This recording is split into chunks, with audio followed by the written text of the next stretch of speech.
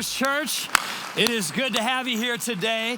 Summer has finally arrived, ladies and gentlemen. I mean, come on, we are in June now. It's officially summer, which means in the Midwest, we're happy, which means if you're at our Cape Coral location, get ready for heat equal to the sun. It is so hot down there. But anyway, we love summer, all of us. Whatever location you're at, we say thank you for being here. And we are launching into a brand new series called Above It All. Above It All. Over the next several weeks, we are going to take a deep dive into what is the most influential sermon ever preached in the history of the world. Now, I realize that's a pretty dramatic statement that I just made, but it is accurate. It is true. This sermon that we're going to talk about over these weeks was preached years ago, and it made such a mark on the world that most people don't understand how much it has actually shaped culture. And not just American culture, but literally cultures around the world. Of all the words ever spoken, literally, that have shaped humanity, none have shaped it as much as the Sermon on the Mount. It was delivered on a hillside to a crowd of ordinary people by Jesus himself. It wasn't just a message, it was a manifesto. It was a new way of living. In this sermon, Jesus flips cultural norms. He redefines blessing. He reframes what it means to have power. He talks about a kingdom and introduces that kingdom concept to the world. And literally, none of that had ever been shared before. And now, 2,000 years later, his words are still echoing through courtrooms and classrooms and conversations, influencing not just the Christian faith, but influencing ethics, justice, and everyday life in many cultures around the world. It is without question the most influential sermon ever preached in the history of the world. And even if you don't believe in Jesus, even if you don't believe he was who he said he was, or he is who he says he is, I will tell you, you have been profoundly impacted by the words of this sermon and this message. For example, even in the secular world, okay, not in the religious world, in the secular world, there is a love for power, but also there is a value being placed on people that have humility and servant leadership. In other words, people, the general public, want those in power to value those they lead. Like, for example, we want politicians to really care about the constituents. We want business owners to really care about their employees. We want those with resource to help and care for those that don't have resource. But my question is, where do we get these values from? Where do we even get that idea that someone in power should be fair to those that aren't in power? Like, where do we get the idea that someone who has means should help someone who doesn't have means? Where do we get this warm, fuzzy feeling? Was it through Darwin? Was it through evolution? Was it through just a metamorphosis over billions of years that we came up with this moral standard and this ethic? No. Was it from like ancient civilizations in antiquities? You know, absolutely not. In fact, it was during the Roman Empire that Jesus preached about these things. And during that time, especially, those in power ruled with ruthless power. And those under powerful leaders lived in great fear. Humans were disposable. Life had no meaning. And Jesus comes along and he preaches a message. And he talks about loving one another, loving your neighbor. He even takes it to another level. He says, and you should love your enemies. He speaks of meekness as a strength and servanthood as real power. Like it is so countercultural. It is so odd that the people listening that day 2,000 years ago really could not understand it. And I would even say 2,000 years later, we're still trying to grasp what to do with this information. The congregation that Jesus was talking to on that hillside that day during the Sermon on the Mount were just ordinary people like you and I. They were primarily Jewish people. They lived under great oppression in the Roman Empire. They were being racially profiled.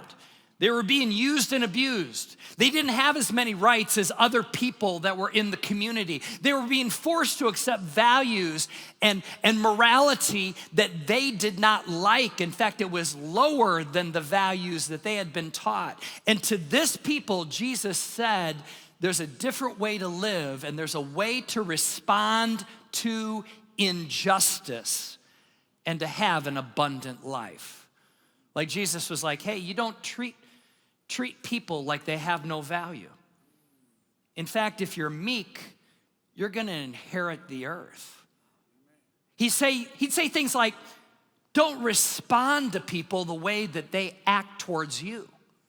Treat others the way that you wanna be treated. Now we hear all these things, and because 2,000 years later, this sermon has impacted our culture, and we go, that's right. But can I tell you something? When Jesus was preaching it, he might as well have been speaking a foreign language. The people of that day were like, wait, treat people differently than they treat you? You know, when somebody today, even in this secular world, not the Christian world, the secular world, cries out and says this, we need justice. I would ask the question, where do you get this concept of justice? Where did you get the idea that there should be justice? Because if there's no moral code, if there's no higher standard, if there's no God that sets the bar, then every culture is just a social construct. So therefore, if one social construct is, it's okay to abuse people, why do we have the right to say that's wrong if there's no moral standard? You see, here's the thing. Jesus came along and he set the moral standard in the sermon. And whether we acknowledge him or not, I will tell you, we live by his code, or at least we should. And when someone says that those in power should not take advantage of those that have no power, I would ask this question, where do you get the notion of equality and fairness? Did you get it from Aristotle? No. Aristotle is famously known as believing that certain people have superiority, especially men, and that other people were very inferior, especially women. That's what Aristotle taught. So did we get the idea of equality from him? No. We get the idea of equality by a man by the name of Jesus Christ, who was not just a man, but also the Son of God. He was preaching this message that set a standard for the world. You know, much of what we believe right now came from this sermon. It literally changed the world. And in the next several weeks, we're gonna unpack this sermon. I'm gonna tell you, it's gonna blow your mind. Not because of the preacher, but because of the one who preached it first. Jesus said things that literally have changed the world and should change our world. And these topics have been preached. Love your enemy. Do unto others as you would have them do unto you. That your treasure shouldn't just be on earth, but actually your treasure should land in the afterlife. That you will seek the right things, and when you do it, you'll find them.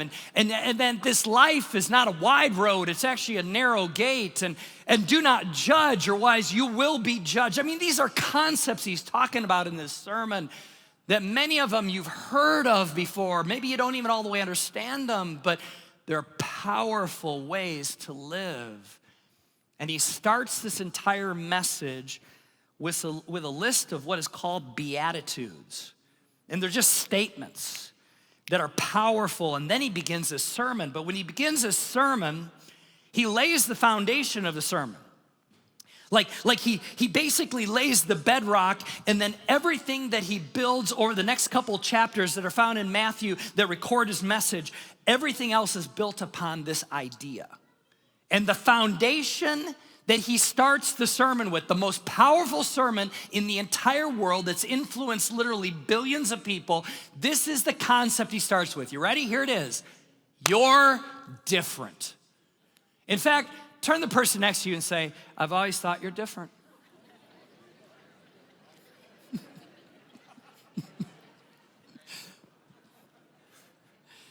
Now, that's not exactly how he said it.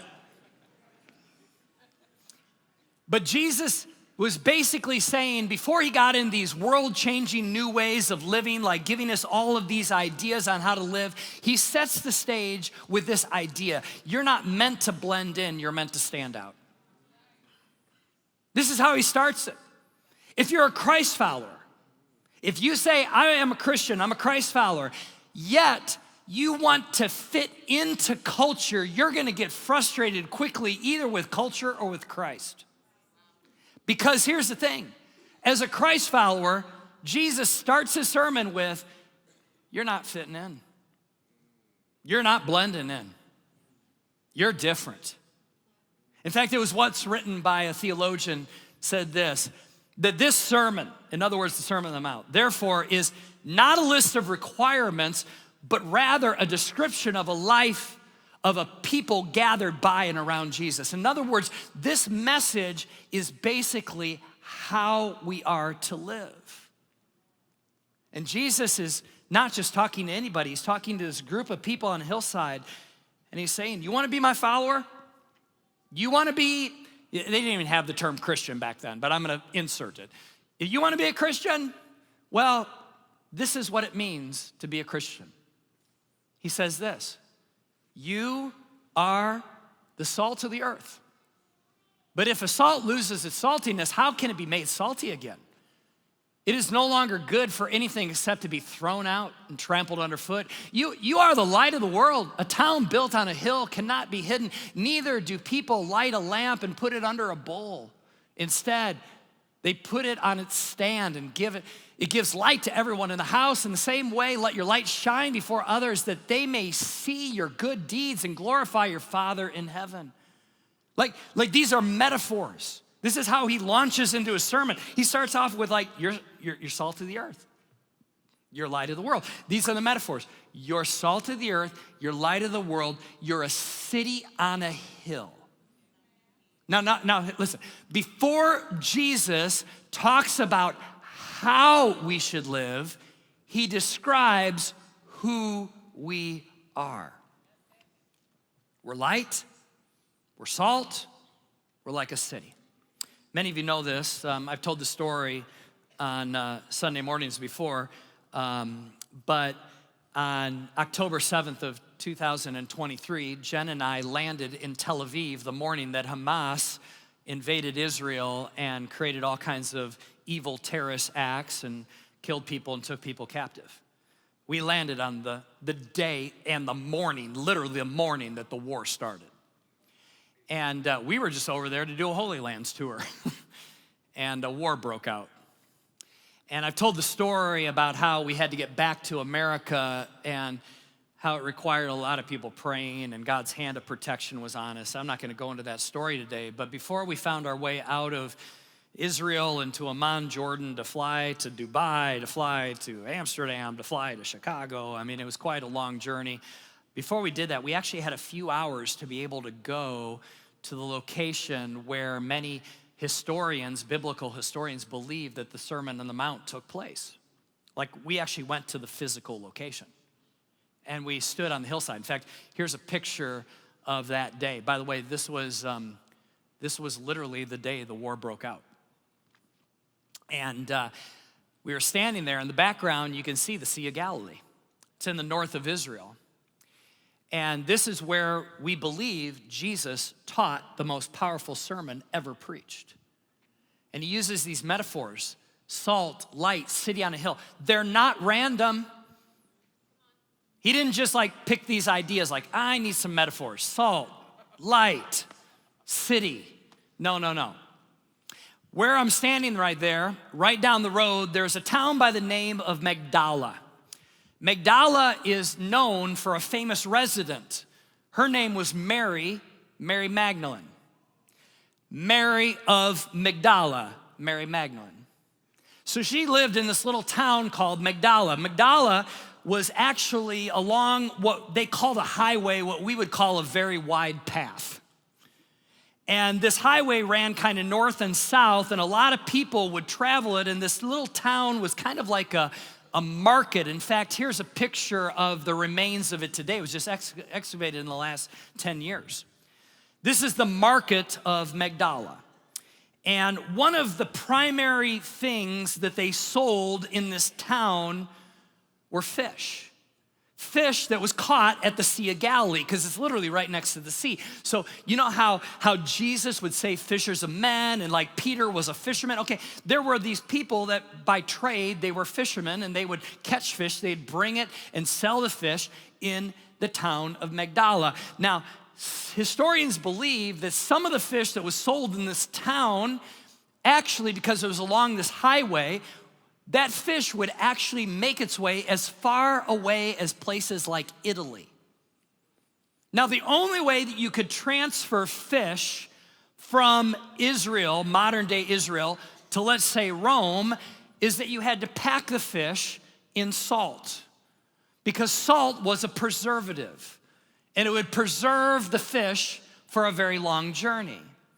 Also across from where Jesus is preaching on where we believe the Sermon on the Mount took place, across the Sea of Galilee, there are 10 Roman cities. This was the pagan side of the Sea of Galilee. In fact, Jewish people didn't go around to that side of the lake. In fact, the Sea of Galilee is really a big lake, all right? They didn't go around to that side because they believed ceremonially it was unclean. So they never went over to the other side, except Jesus did one time. There's a story where he got in a boat and he went to the other side. He landed in the pagan side of the lake, in the Roman side of the lake where these 10 cities were, and he encountered a demon-possessed man running around in a cemetery. Some of you have read that story before in the New Testament. That's on the other side of the lake from where Jesus is preaching the Sermon on the Mount. On that other side, one of the 10 Roman cities was called Hippos. Hippos was built on a very elevated hill. In fact, this is a picture of it today. In fact, Hippos at night had lights and would glow, and you could see it for miles and miles and miles. Now let me go back to the Sermon on the Mount in the very beginning of this sermon. Jesus is not just using flippant metaphors, he's actually using geography to drive home a point. As he's standing there, I can envision him. The Bible doesn't say this, so I'm reading into it, okay? I could see him preaching, and he's like, you are the salt of the earth, as he points towards the little town of Magdala. If the salt is no good, it's gonna be thrown out and trampled underfoot, probably on the highway that's right next to the town of Magdala. And then he says, you're the light of the world, like a city on a hill. I could see him pointing across the Sea of Galilee towards Hippos. You're like a city on a hill that cannot be hidden. Every person that was listening to Jesus' sermon that day, every person knew that salt was vitally important for the economy of Magdala. Every person that was in that crowd that day lived on the side of the lake, and they would look across the lake to the place that they'd never been before because of the pagan side of the lake, and they would see on the other side of the Sea of Galilee this town that was elevated on a hill. Every night in the midnight skies, they would see Hippos glowing. And Jesus is saying, like a city that cannot be hidden, like salt that doesn't lose its flavor. Then Jesus is looking at the audience, and he's basically saying, that's what you are in culture. You're like the salt down here in Magdala that preserves truth in a culture that is corrupt. It brings flavor in a culture that's bland. And you're like light that no one can hide. See that city over there, Hippos? You can't hide it. In fact, you can see it from miles away. And your light is like a light that shines that no one can extinguish. In other words, you're like an elevated city. All people can see your light. What is Jesus saying? You're different. You don't blend in. You don't fade. You're not unnoticeable. Your life will be starkly different than the culture around you. You want to follow me? You're going to stick out like a sore thumb, is what he's saying. Let me say it this way. No matter what age you are, no matter what career you're in, your life is meant to influence salt and meant to illuminate light. Let me break down influence for a moment. On social media, there's a lot of influencers now. It's actually a career. You can make money doing it. You get free products. It's kind of neat. But I would say this, even if you're not on social media, every single one of us is an influencer. We have influence of the people around us, to the people around us. If you're a dad, you have great influence over your kids. If you're a coworker, you have great influence over the people you work with. If you're a teacher, obviously you have influence over your students. If you're a neighbor, you have influence over your neighborhood. If you're an athlete, you have influence of your teammates, those that you play ball with or whatever else. All of us have influence. It doesn't matter if you're 80 or 8 years old, you have influence. My question is this, how are you using your influence? In ancient times, Roman soldiers were actually paid, sometimes not in coin or money, they were sometimes paid in salt because salt was very valuable. This is where we get the term worth your salt. Okay? Now we got to ask ourselves, how valuable or how much worth is your influence or your salt? How beneficial is it? How helpful is it? How godly is it? Monday through Saturday and even Sunday afternoons. Outside of this thing called church, your influence, is it worth your salt? Is it worth your spiritual salt? You see, your influence is currency. How are you spending it? You know, simply, are you using your influence to point people towards Jesus? Or are you using your influence to point people towards superficial things that really doesn't matter? Are you leveraging your influence for people to do the right thing? You're doing the right thing in an environment, even if it's not popular.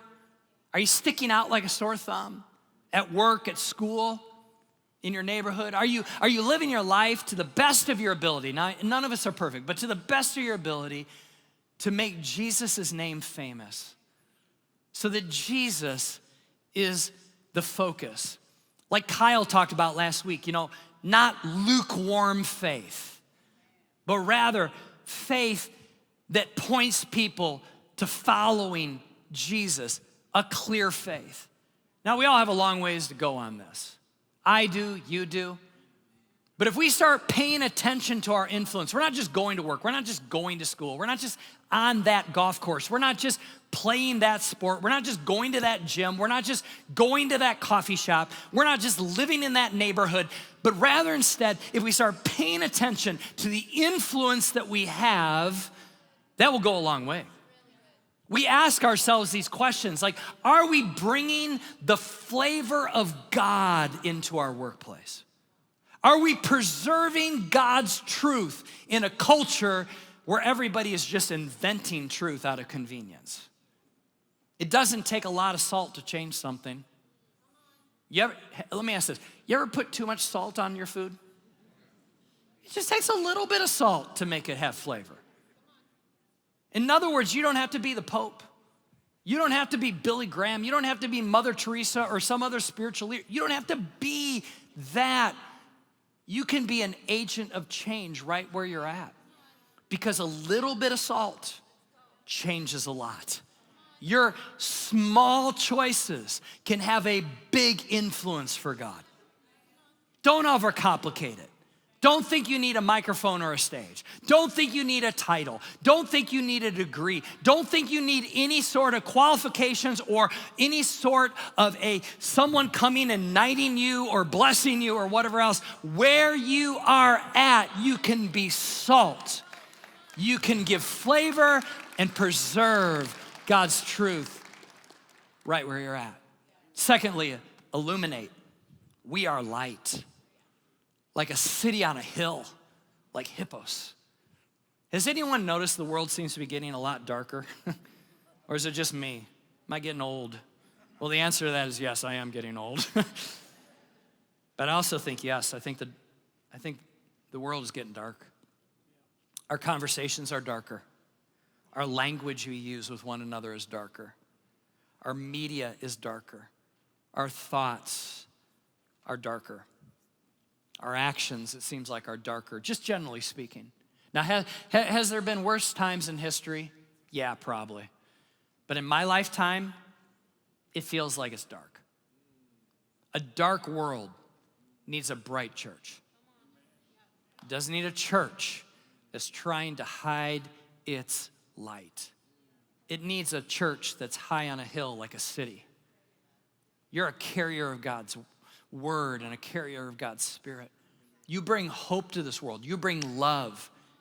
You exemplify purity in an age of carnality. You bring health spiritually. God doesn't need us to hide our light. He needs to shine now brighter than ever. He needs our faith to bring lift and to show people Jesus, the people that are all around us. There's so much negativity. Let's not be people that add to the noise, but rather let's decide that we have an attitude of God can. It's a God can attitude. We inspire others to believe for more, not less. We talk about that our God is an almighty God. He is powerful. He can change anything. He can turn it around. He can exceed our expectations in our jobs, our health, our marriage, our finances, in our relationships, in our family. We are to be people that shine the goodness of God, not reflect the darkness of our culture. God can turn things around. Hillsong Worship in 2011 came out with a song called God is Able. I just so happened to be in the church that Sunday morning at Hillsong Church when they introduced it to the congregation for the very first time. I was there when they actually sang the song for the very first time, at least publicly. In fact, the worship leader got up and said, hey, we wrote a brand new song. It's called God is Able. We're probably gonna put it on an album in the future, but we wanna introduce it to our church. And they began to sing it. And honestly, I will never forget where even when I was sitting in the room, I began to get goosebumps. The lyrics go like this, that God is able. He will never fail. He's Almighty God, greater than all we see, greater than all we ask. He has done great things. Lifted up, he defeated the grave. Raised to life, our God is able. In his name we overcome. For the Lord our God is able. God is with us. God is on our side. He will make a way far above all we know, far above all we hope. He has done great things. And as I'm listening to the lyrics, I'm getting goosebumps and I'm thinking, this is the church. We're the proclaimers of a God who is able. He can heal you. He can forgive you. He can empower you. He can rescue you. He can provide for you. And most of all, he can save you. Come on, light bearers. Quit reflecting the negativity and the darkness of our culture. We are to shine in this darkness, a light, the light of God wherever we are at every single day. You're different. You don't blend in. You don't mirror and parrot all of the value systems of the culture around us. You don't hide your light. You don't lose your flavor. Instead, you're to be an agent of change by the way you live.